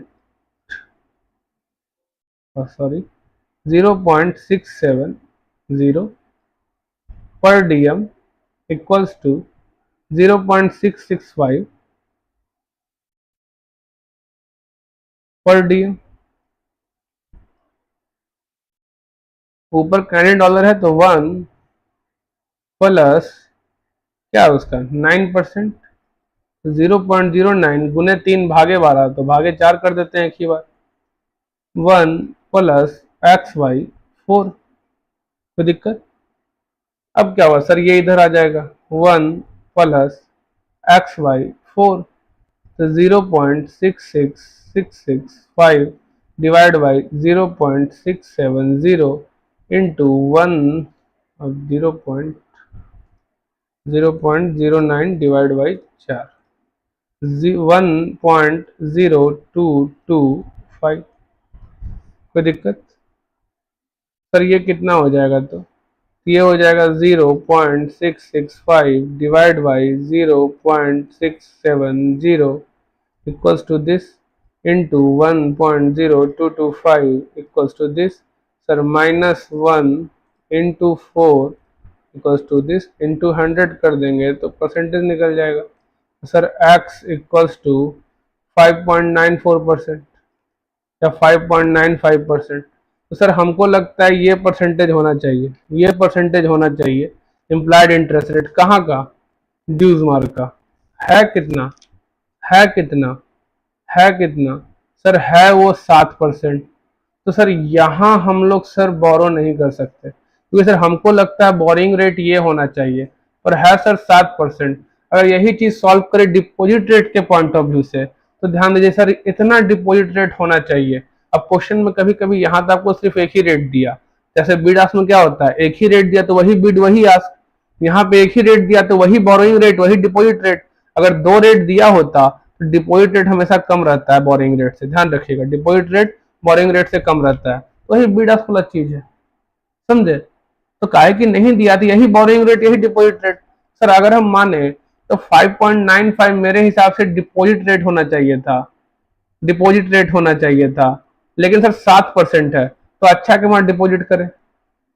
वही अगर बोरोइंग का ले ले सर तो 5.95 बोरोइंग रेट होना चाहिए था, लेकिन सर 7% है, तो यहाँ सर बोरो नहीं करेंगे, तो क्या करेंगे? डिपॉजिट करेंगे। ये तो कहानी सोचने का ना है, इसको आप डिपॉजिट रेट मान लीजिए या इसको आप बोरोइंग रेट मान लीजिए, क्योंकि क्वेश्चन में सिर्फ 7% दिया हुआ है, तो वही बोरोइंग है, वही डिपॉजिट रेट है। ऐसे अलग अलग देता, 7% 6% देता, या 7% 5% देता, तो अगर डिपॉजिट करते कंपेयर तो 5 से करते, बोरोइंग करते कंपेयर तो 7 से करते। आया समझ में? कोई दिक्कत? ये समझने के लिए बताया, समझ गए? तो यहां से डिपॉजिट करेंगे। अगर सर डीएम में डिपॉजिट करेंगे तो बोरो कहां में करेंगे? सर बोरो कैनेडियन डॉलर में करेंगे, कैनेडियन डॉलर में बोरो करेंगे। सर क्या बोरो करें? तो मान लेते हैं सर 100 कैनेडियन डॉलर बोरो करते हैं। अगर 100 कैनेडियन डॉलर बोरो करेंगे तो कितना डीएम बन जाएगा? तो सर ऑब्वियस सा बात है कि डीएम ही बेस करेंसी है, इसको कन्वर्ट करना है, डिवाइड करेंगे, डिवाइड करेंगे 0.6656। क्यों डिवाइड किया हमने? क्योंकि सर कैनेडियन डॉलर 100 को कन्वर्ट करना था डीएम में, डीएम में कन्वर्ट करना था, और सर बेस करेंसी डीएम नहीं है, सॉरी बेस करेंसी डीएम है, कैनेडियन डॉलर तो है नहीं, तो डिवाइड करेंगे तो कितना डीएम हो गया? तो 100 divide by 0.665 equals to 150.36 DM. ठीक है, अब इस डीएम को सर कर देंगे इन्वेस्ट, इन्वेस्ट कर देंगे सर। 3 महीने बाद हमको कुछ मिलेगा। क्या मिलेगा? जो प्रिंसिपल लगाए थे वो मिलेगा सर। प्रिंसिपल कितना लगाए थे? तो सर 150.36। और क्या मिलेगा? सर इंटरेस्ट मिलेगा। इंटरेस्ट कितना मिलेगा? तो 150.36 का 7% दिया हुआ था, निकाल लीजिए। 150.38 है, ठीक है, 36 नहीं 38 होगा, 38। 150.38 का सर 7%, 7% कितना होता है?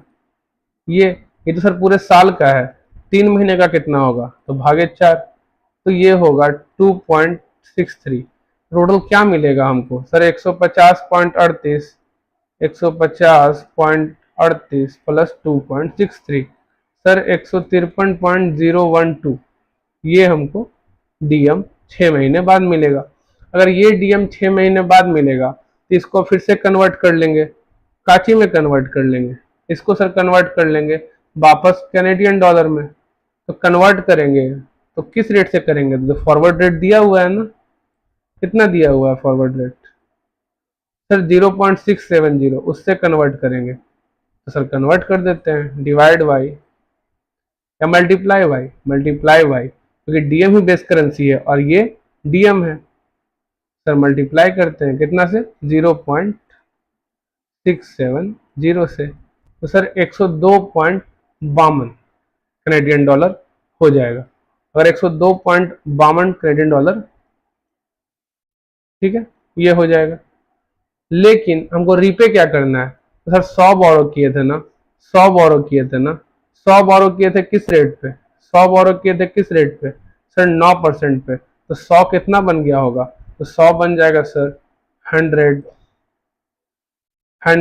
इंटू 1.0225, यही ना था? 102.25, तो कितना गेन हो गया हमको बिना कुछ किए हुए? तो ये 25 तो 27.27 कैनेडियन डॉलर का, ठीक है। मैंने पर 100 कैनेडियन डॉलर बोरो करने पे हमको 27 कैनेडियन डॉलर का गेन हो गया, 0.27, समझ गए? अब यही अगर तुम 10,000 ले लेते तो 2700 आ जाता, ठीक है, 2700 में 27 आ जाता, 27 आ जाता आंसर। क्या दिक्कत है? समझ गए कैसे सॉल्व किया हमने? जिस भी करेंसी का माना उसको बोरो कर लिया। देखो इसने 1,000 से सॉल्व किया है और उसका आंसर ये कितना दिया है? 2.65। अपना 0.27 था 100 पे, तो 1,000 पे क्या हो जाता? 270 हो जाता। ये तो राउंडिंग का दिक्कत है, थोड़ा बहुत ऊपर नीचे, ठीक है, कोई दिक्कत? 2.70 हो जाता अपना आंसर, 2.70 होता। ताकि अगर 100 पे इतना गेन हो गया तो 1,000 पे कितना गेन होगा? तो 0.27 भागे 100 गुने 1,000, 2.70। कोई दिक्कत?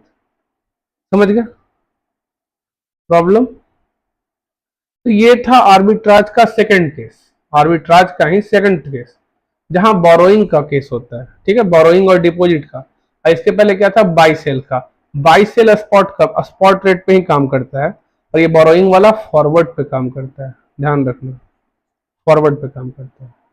समझ गए। अब आते हैं क्वेश्चन नंबर 28। सर ये मनी मार्केट हेज क्या होता है? मनी मार्केट हेज क्या होता है? तो मनी मार्केट हेज समझो क्या होता है, एक इंटरेस्टिंग टॉपिक है। मनी मार्केट हेज कहता है, पहले चलते हैं हम लोग इंपोर्टर के पॉइंट ऑफ व्यू से, ठीक है, इंपोर्टर पॉइंट ऑफ व्यू, ठीक है, इंपोर्टर का point of view money market hedge के प्रति क्या है। मान लो ये एक इंपोर्टर है, समझ गए। अब इस इंसान को कुछ पे करना है, कुछ पे करना है। मान लो आज से 6 महीने बाद, 6 मंथ बाद इसको $1000 पे करना है, ठीक है। तो इसके पास एक तरीका है, क्या? सर $1000 पे करना है, आज तो नहीं पे करना है, 6 महीने बाद पे करना है। तो सर आज अगर एक एसेट बना लिया जाए, एक एसेट बना लिया जाए, वो एसेट कैसे बनेगा? ऑब्वियस सा बात है, डिपॉजिट करके या इन्वेस्टमेंट करके कहीं, या इन्वेस्टमेंट करके कहीं। सर कैसा इन्वेस्टमेंट? वैसा इन्वेस्टमेंट जो 6 महीने बाद, जो 6 महीने बाद $1000 दे दे। आया समझ में? 6 महीने बाद $1000 दे दे। पर सर उस इन्वेस्टमेंट, उस तो क्या होगा, 1000 का प्रेजेंट वैल्यू कर लिया जाएगा, ठीक है। ऐसा इन्वेस्टमेंट जो $1000 दे दे। पर ये $1000 मेरे पास वो इन्वेस्टमेंट जो करना है, वो जो इन्वेस्टमेंट अमाउंट है, वो जो इन्वेस्टमेंट अमाउंट है, वो भी तो मेरे पास नहीं होगा। वो इन्वेस्टमेंट अमाउंट मेरे पास नहीं है। तो वो इन्वेस्टमेंट अमाउंट हम लोग क्या करेंगे, कैसे लाएंगे? तो मेरे पास क्या है, मेरे पास अपना होम करेंसी रुपी है, रुपी है। तो हम निकालेंगे कि वो इन्वेस्टमेंट अमाउंट के लिए कितना रुपी चाहिए, कितना रुपी चाहिए, ठीक है, कितना होम करेंसी चाहिए। सिंपल टर्म में कहे तो उस इन्वेस्टमेंट अमाउंट के लिए कितना होम करेंसी चाहिए।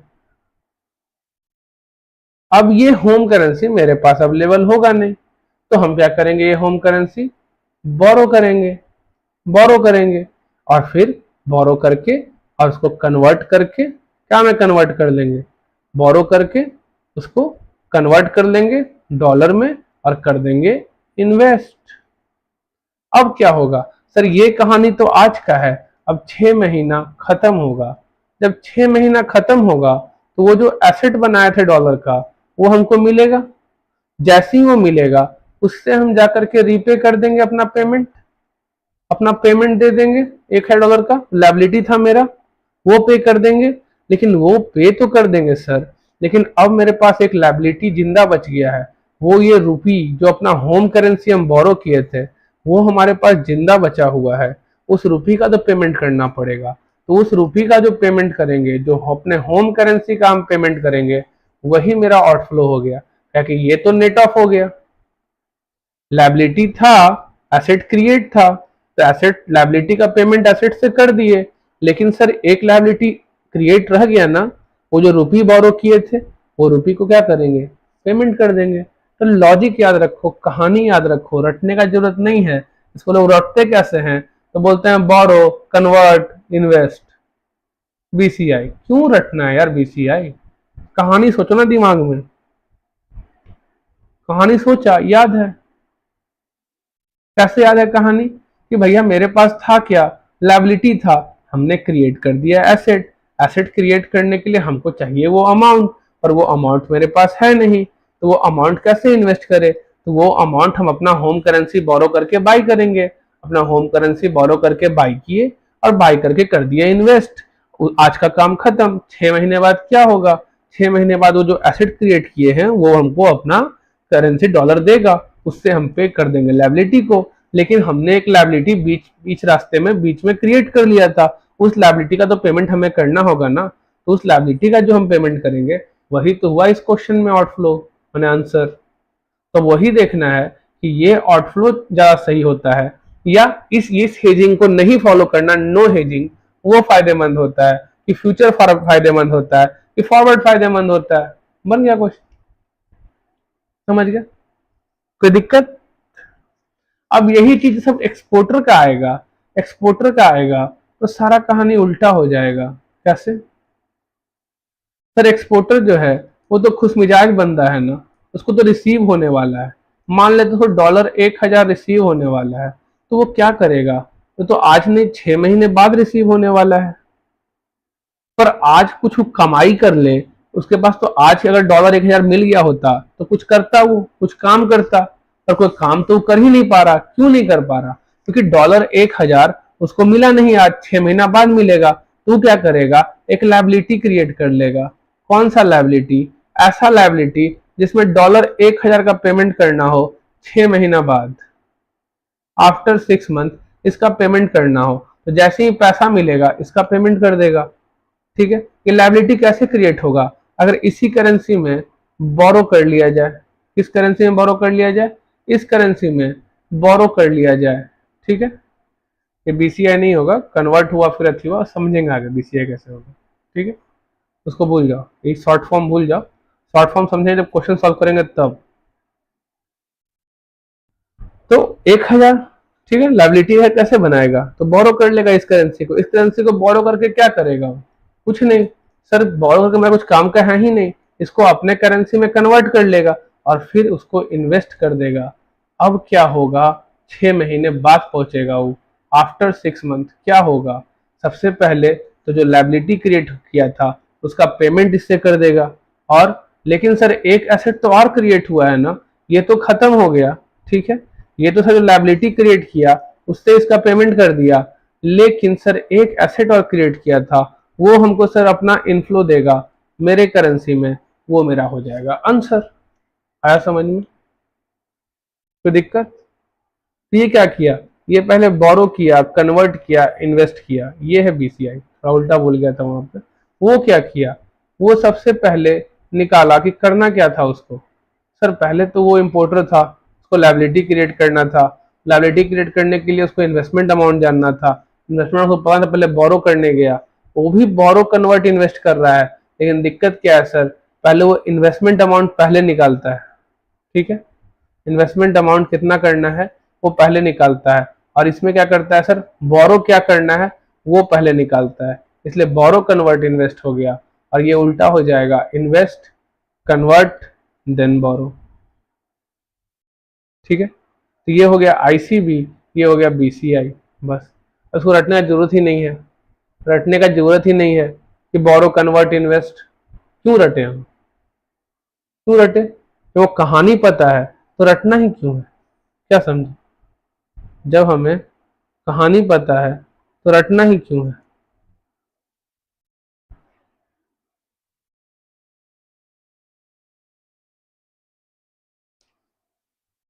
सर कैसे सॉल्व करेंगे? एग्जाम में तो कुछ नहीं, इसी कहानी को बस याद रखेंगे और अपने क्वेश्चन को सॉल्व करेंगे। देखो कैसे। सर यहाँ पे क्या था? सर डॉलर 5 लाख रिसीव होने वाला था। कब? 3 महीने बाद। सर मेरे पास क्या था? सर मेरे पास एसेट है, कितना का? Sir pound 5 lakh.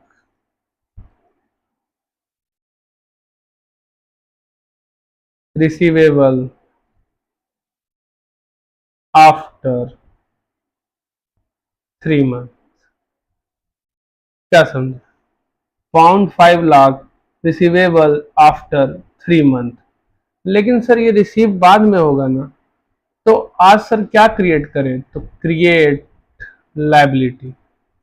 आज एक लायबिलिटी क्रिएट करेंगे जिसका पेमेंट करना है हमको कब? 3 महीने बाद। Create liability pound 5 lakh payable after 3 month. आया समझ?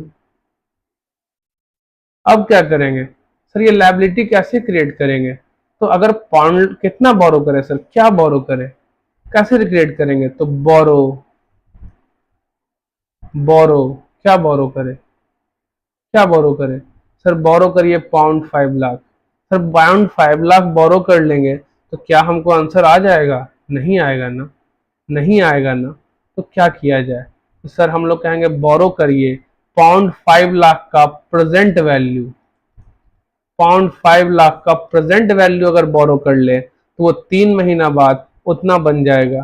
कहने का मतलब सर, तो इंटरेस्ट रेट क्या है यूके का? सर 5% पर एनम है। अगर वो 5% पर एनम है तो सर उसका प्रेजेंट वैल्यू कर ले, उतना ही बोरो करेंगे। जैसे मान लो कि हमको मालूम है कि हमको आज के बाद लायबिलिटी कितना चाहिए, 5 लाख।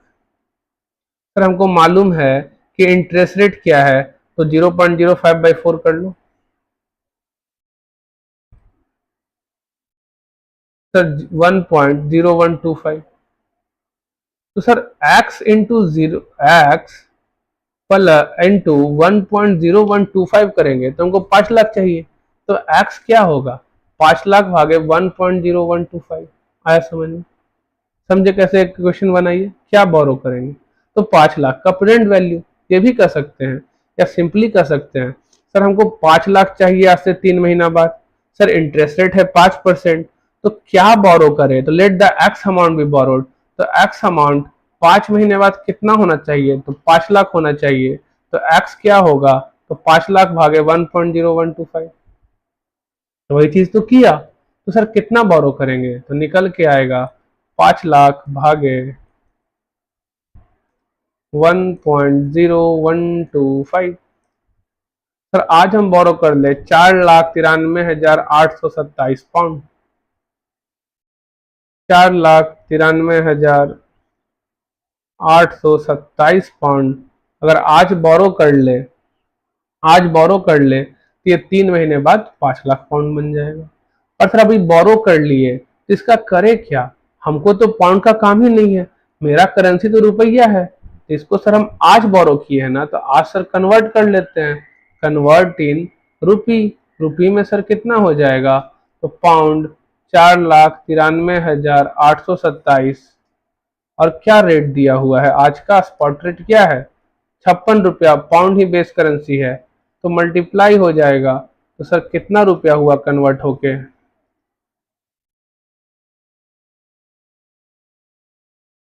तो 27 लाख, सॉरी 2,76,54,321 रुपया। ठीक है, 2,76,54,321 रुपया हो जाएगा। अब इस रुपया का क्या करेंगे? कहीं ना कहीं तो इन्वेस्ट करेंगे ना। सिंपल टर्म में अपॉर्चुनिटी कमाएंगे, तो इन्वेस्ट रुपी 2,76,54,321 रुपया फॉर 3 मंथ।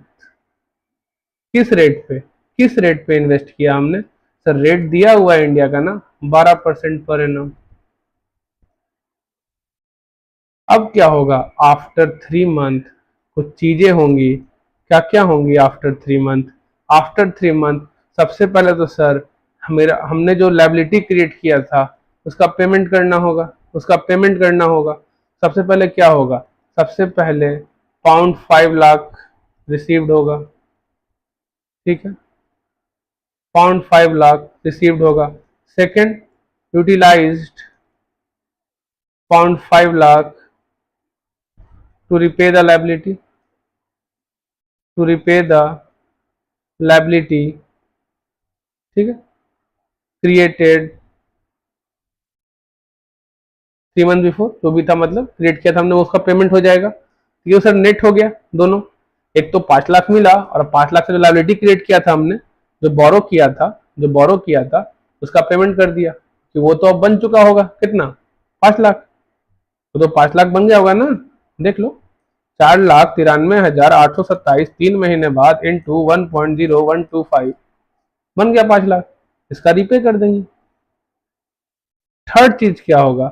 सर हमने एक और एसेट क्रिएट किया था, ये इन्वेस्ट किया था 3 महीने के लिए, ये तो हमें मिलेगा। हाँ ये मिलेगा। 12 महीने का, सॉरी 3 मंथ का 12% पर मतलब कितना हुआ? 4%। 3 महीने का, तो बस कर लो। 2,76,54,321 इंटू 1.04 कितना मिलेगा? 2,87,60,493। 2,87,60,493 ये हमको मिलेगा। आया समझ में? कोई दिक्कत? ये हमें मिलेगा। देखो क्या है answer.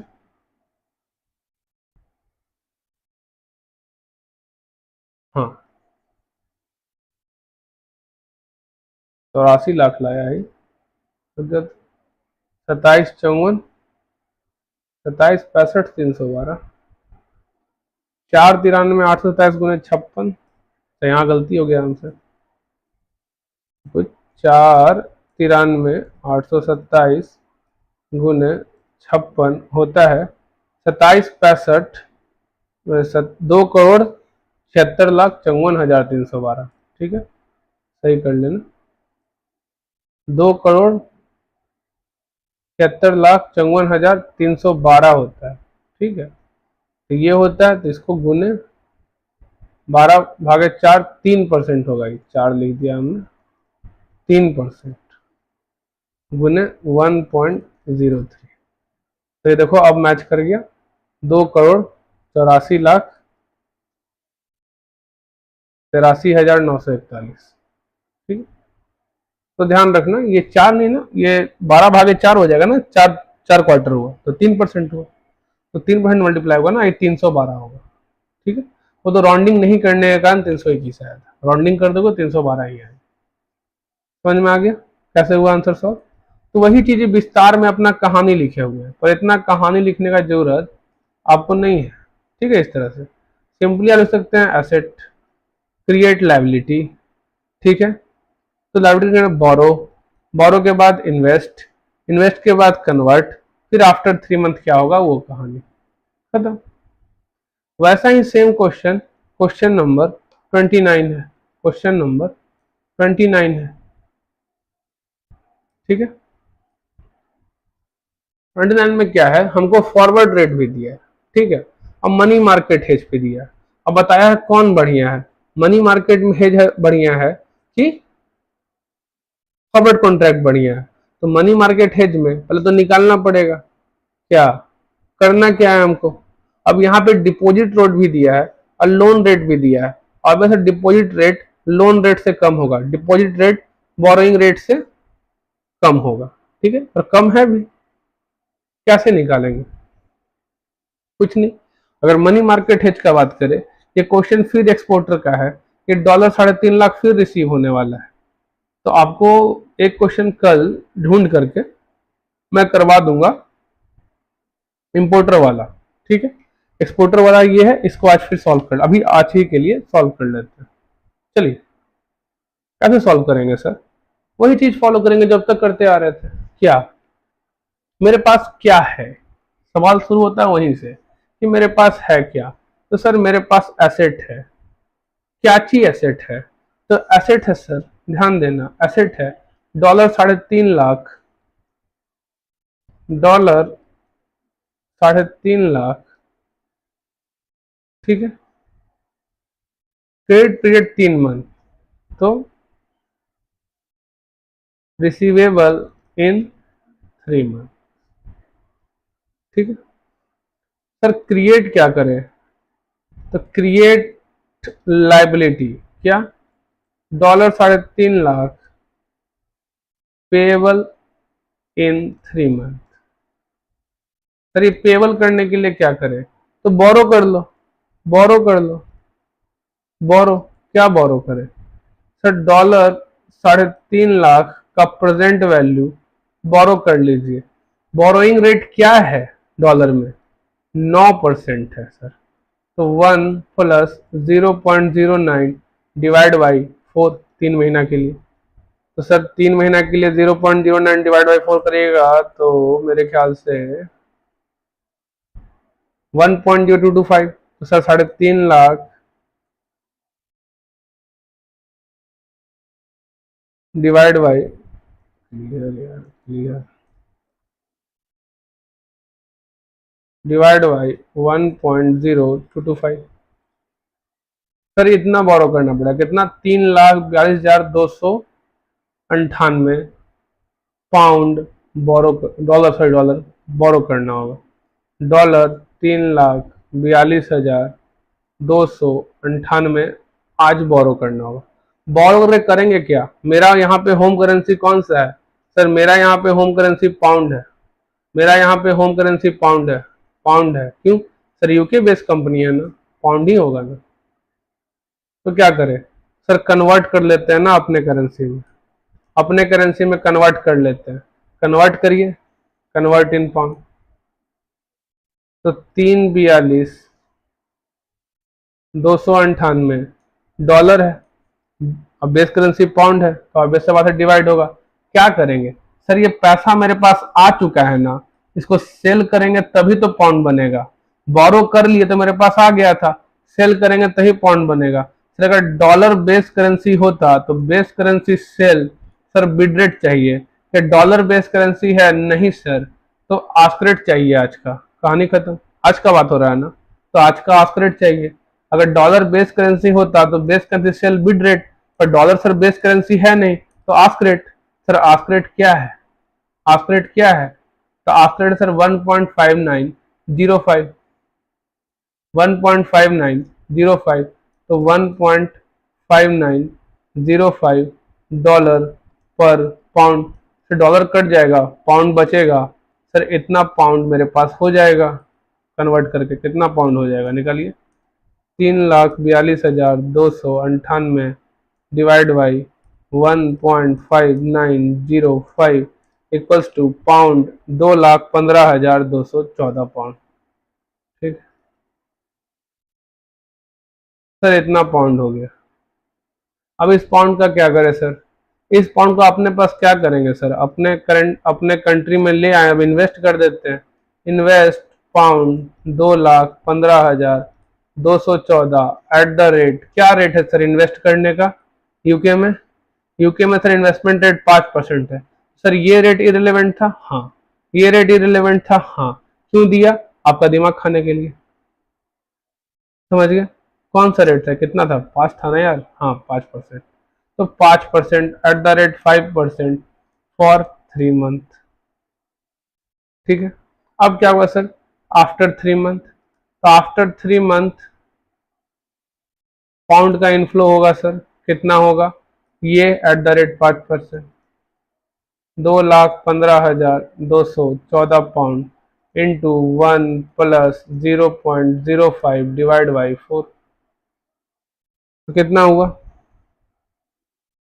0.05 divide by 4 equals to plus 1.0125 into 2,15,214 equals to 2,17,904 pound, 2,17,904 pound. बाकी सर ये तो अपने आप सेट ऑफ कर जाएगा, ये कितना बन जाएगा, 3.5 लाख का लायबिलिटी, और ये एसेट जब मिलेगा 3.5 लाख उससे इसका पे कर देंगे, वो तो लाइन लिखना है बस, एगो लाइन लिख देंगे, कहानी खत्म। पर आंसर क्या है ये समझ में आया, देख लीजिए, देख लिया, समझ में आया। अब अगर फॉरवर्ड कवर की बात करें तो फॉरवर्ड कवर में क्या रिसीव होता, फॉरवर्ड कवर में क्या रिसीव होता, सर फॉरवर्ड कवर में कुछ करना ही नहीं था, फॉरवर्ड रेट दिया हुआ था सर, डॉलर अगर बेस करेंसी होता तो base currency sell bid rate, sir dollar base currency है नहीं तो आस्क रेट लेंगे, तो आस्क रेट क्या होगा 1.6140, सर 3.5 लाख डिवाइड बाई 1.6140 करेंगे, आंसर आया सर 2,16,852, लिख लेते हैं sir dollar 2,16,852। Sir money market hedge में 2.17 आएगा, इसमें 2.16 आएगा, फायदा है कि मनी मार्केट हेज करें, आया समझ में, और क्या, बस इतना सही कहानी था, समझ गए, इतना का गेन हो गया। मनी मार्केट हेज कैसे काम कर रहा है समझ में आया, मनी मार्केट हेज किस तरह से काम करता है समझ में आया, कुछ नहीं, कहानी बस यहीं से शुरू होता है, यहाँ से शुरू हुआ अपने आप फॉलो करते जाता है, कुछ करना ही नहीं है, बस कहानी याद रखना है। सर एसेट था, लायबिलिटी क्रिएट करेंगे, कैसे करें, तो बोरो कर लेते हैं, इसका प्रेजेंट वैल्यू बोरो कर लिए, क्या करें सर, बोरो करके पास ये डॉलर मेरे पास आ गया, मेरा पाउंड है, कन्वर्ट कर लेंगे अपना होम करेंसी में, सर कन्वर्ट कर लिया, अब क्या करें इसको सर, इन्वेस्ट कर देंगे, और क्या, इन्वेस्ट कर देंगे, और क्या, कहानी खत्म, बन गया। अब यही क्वेश्चन जब इंपोर्टर का होगा पेबल का, सर मेरे पास क्या था सर, लायबिलिटी था, क्या क्रिएट करेंगे सर? एसेट क्रिएट करेंगे। एसेट सर कैसे क्रिएट करें, सवाल आता है। तो सर उसका प्रेजेंट वैल्यू अगर हम इन्वेस्ट कर दे तो एसेट क्रिएट हो जाएगा। उसका प्रेजेंट वैल्यू कैसे इन्वेस्ट करें? मेरे पास तो है ही नहीं, वो बोरो करना होगा, पर मेरे पास मेरा अपना करेंसी होगा ना, तो वो कन्वर्ट कर लेंगे सर। कन्वर्ट करके पता करेंगे कि कितना कितना होम करेंसी चाहिए इस इन्वेस्टमेंट अमाउंट को बोरो करने के लिए, कितना होम करेंसी चाहिए, सॉरी इस इन्वेस्टमेंट अमाउंट को खरीदने के लिए। मान लो ये डॉलर 1 लाख है, इन्वेस्टमेंट अमाउंट निकल के आता है। ये क्या होता है sir? Present value of liability कर देंगे, निकल जाएगा। ये जो प्रेजेंट वैल्यू होगा इसका कर देंगे लायबिलिटी का, निकल जाएगा, क्योंकि ये अमाउंट इन्वेस्ट करना है। अगर ये अमाउंट इन्वेस्ट करना है तो नहीं ना मेरे पास, तो क्या करेंगे? पहले पता करेंगे कि मेरा कितना होम करेंसी लगेगा ये अमाउंट खरीदने में, ताकि इन्वेस्ट कर सके। तो पता कि कितना होम करेंसी लगेगा।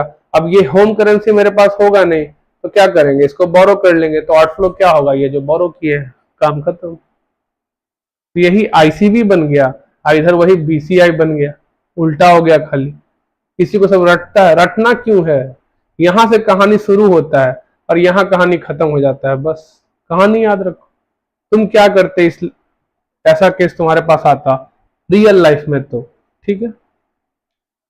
अब क्या है अपना क्वेश्चन नंबर 30 और 31। इसमें क्या करना है? कुछ नहीं करना है।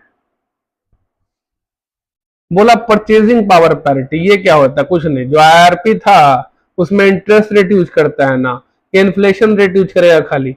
आईआरपी थ्योरम में क्या था? 1 प्लस इंटरेस्ट रेट, यहाँ 1 प्लस इन्फ्लेशन रेट हो जाएगा, 1 प्लस इन्फ्लेशन रेट हो जाएगा। अगर ये 1 साल का पूछा फॉरवर्ड रेट, स्पॉट पता है 46, ऊपर में कौन है? रुपया। रुपया का क्या है? इन्फ्लेशन 8%।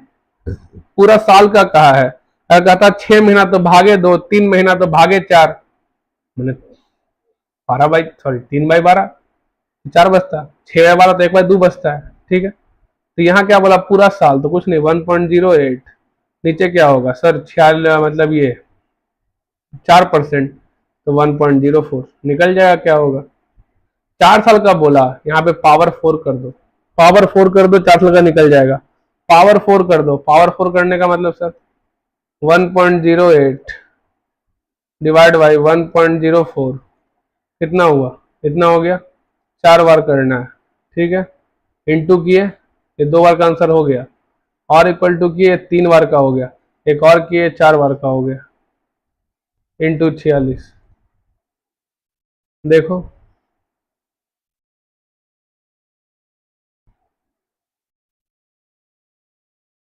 चौथा साल का, 12 साल का, बस ये क्या किया? निकाला सेकेंड ईयर। किसको?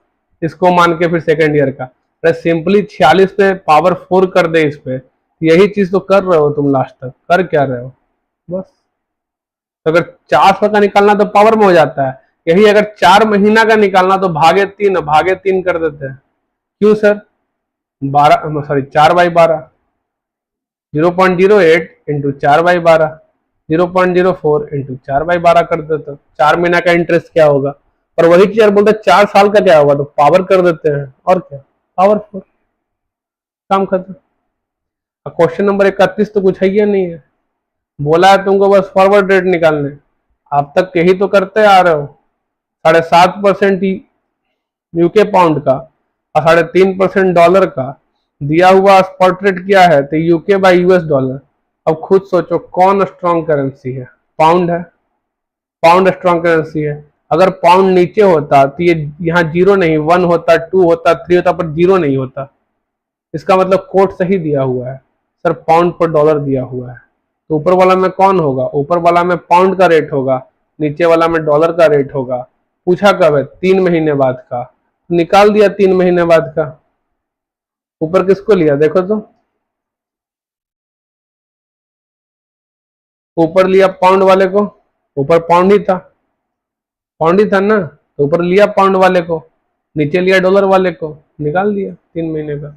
ऊपर कौन सा रेट होगा समझ चुके हो ना? अगर रुपी पर डॉलर है तो ऊपर रुपी का रेट होगा, नीचे डॉलर का। कोई दिक्कत? कोई दिक्कत? तो यहां तक आज खत्म हुआ। कल हम लोग एक मनी मार्केट हेज का क्वेश्चन सॉल्व कर लेंगे, इंपोर्टर वाला, ठीक है। उसके बाद हम लोग आएंगे ऑप्शन वाले पे। पहले ऑप्शन को समझेंगे, उसके बाद कैंसिलेशन ऑफ फॉरवर्ड कॉन्ट्रैक्ट समझेंगे। ठीक है, तो कल हमारा हो सकता है कि ऑप्शन भी खत्म हो जाए लगे हाथ। कोई सवाल? सवाल किसके पास होगा, कोई देख ही नहीं रहा तो ठीक है। पर फिर भी हमारा जो काम है हम लोग रुकेंगे।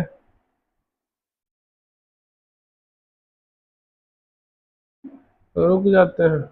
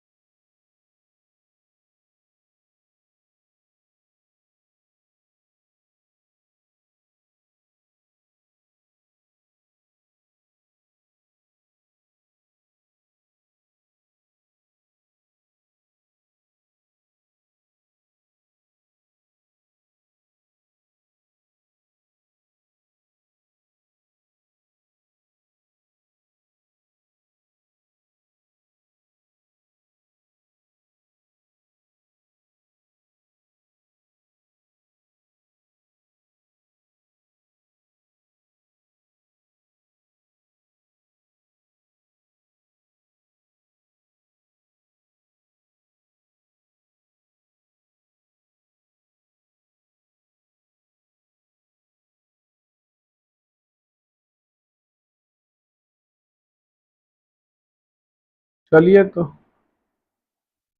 अब किया जाए।